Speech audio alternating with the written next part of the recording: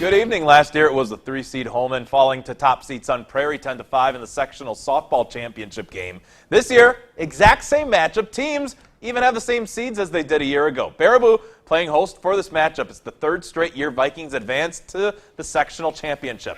Pitching dominating the first couple of innings, Delaney Seisha's strikeout keeps it scoreless going to the third. But then undefeated and number 3 in the state, Sun Prairie gets their offense going. Cardinals load the bags. Katie Tews delivers. A single to right scores 2. Another comes in after an error, so it's 4-0. Holmen in the fourth gets a runner on third, but sophomore pitcher Maddie Gardner gets the backwards K. Sun Prairie just doing everything well today. They beat Holmen 10-0 in 5 innings. It's not easy for John Moberly and his wife to get around.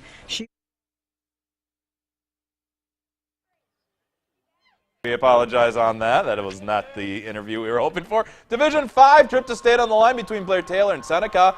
Wildcats lead by 2, hoping to extend their lead, but great diving play out in center by Emily Garfoot keeps them off the base pads. Blair Taylor strikes again in the 6th. McKenna Naring splits the gap in right center. Wildcats up 4. Last chance for Seneca. Easy grounder. Tossed to first for the final out. Blair Taylor, after finishing as state runner-up last season, is heading back to state. They win 4-1. It feels pretty great. I mean, this is definitely the goal that we had, and now that we're going, I think everyone's just extra pumped. I mean, to go back to state 2 years in a row, it's just crazy. It's surreal right now. Beginning of the year, I think we're feeling a little bit of the pressure. Everybody expected since we returned our team, the whole team back, and I'm just so proud of the way the girls reacted and how they handled it, and man, just what a team. They're a great team. Winona Cotter softball punches their ticket to state. They defeat Rochester Lourdes 4-3 in a 1-2A section championship played in Austin. Winona Senior will try to do the same tomorrow. Holmen baseball is looking for their first regional championship since 2014, which was also the last year they won the MVC until this season. After a first round bye, Holmen playing host to Sauk Prairie. Scoreless in the bottom of the third. Bases loaded for Holmen. Brandon Mua-Fleury hits a liner to left, and that will bring home 2 Vikings. Now playing with the lead in the fourth, Ben Byam keeps dealing on the mound. Tosses a complete game shutout, allowing just 3 hits and striking out 11. Bottom of 4, bunt is on. Cameron Weber lays it down. Error will allow another run to score. Holmen advances to sectionals this Tuesday in Middleton. They win 4-0. Waunakee breaks a scoreless game in the 5th inning. They go on to beat Toma 3-0, so it's Waunakee versus Holmen in the sectional semifinal round. Cooley Conference rivals clash in D2. Black River Falls at GET. BRF up 2-0 in the top of the 6th. Lance Meir Jr. hits a line drive to left, but David Kvistad shows off the leather for out number 3. The run-saving diving catch would get GET all the momentum they need. Kvistad gets the job done with his bat as well. Brett Lettner scores, cuts the lead to just 1. Later in the inning, the GET bats catch fire. Zach TC singles to left. 2 more runs scored, GET up 4-2.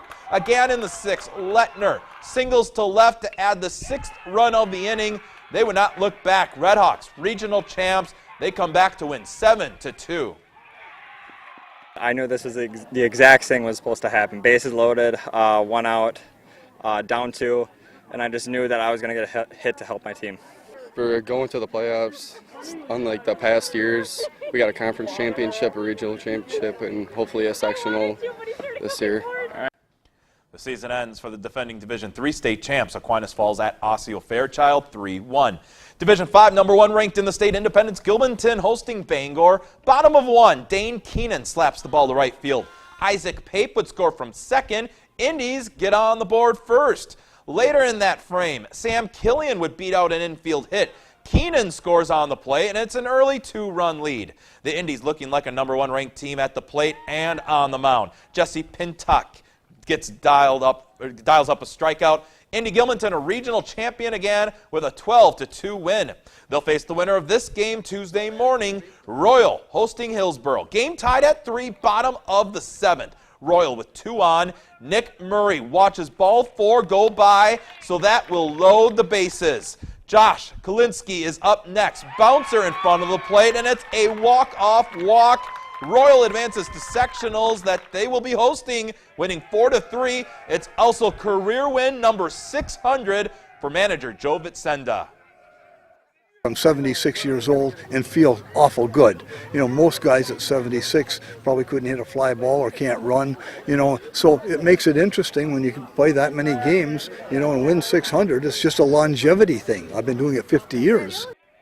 And Emmanuel advances to the Shell Lake Sectional with a 10-0 win. The Aquinas tennis doubles team of Connor Roop and Alex Bennett win their opening round match at state, and Cooley Christian's Joshua Johnson becomes an individual qualifier for the state golf tournament. Still, soccer postseason action to get to, including the playoff opener for the MVC champions. Welcome back. Opening round of the WIAA Girls Soccer Playoffs. Let's begin with the MVC champions. West Salem winning their first ever conference championship. They open up the postseason hosting Mauston. First half action, West Salem gets a penalty kick after a handball in the box. Samantha Olson nets it, and they lead 2-0. Mauston looking to get on the board. Strong strike here, but Panthers goalie Sadie Miller, strong stop. West Salem wins 4-0. Also in D3, Logan and Melman GET both lose 10-0. Division II MVC foes Holman and Toma square off scoreless at the 63rd minute mark. But a perfect lead pass sets Abby Larson up, and she finds the back of the net. Toma goes up 1-0. Holman trying to answer, but Jada Nelson's shot comes up short. Toma holds on to win 1-0. Also in Division II, Central beats Sparta, and Onalaska loses at New Richmond. Division IV, Aquinas enters the postseason ranked number 3 in the state, hosting Assumption. Blue Gold's leading 5-0 at the break. Ellie Cox takes it herself with the left foot. It's now 6-0.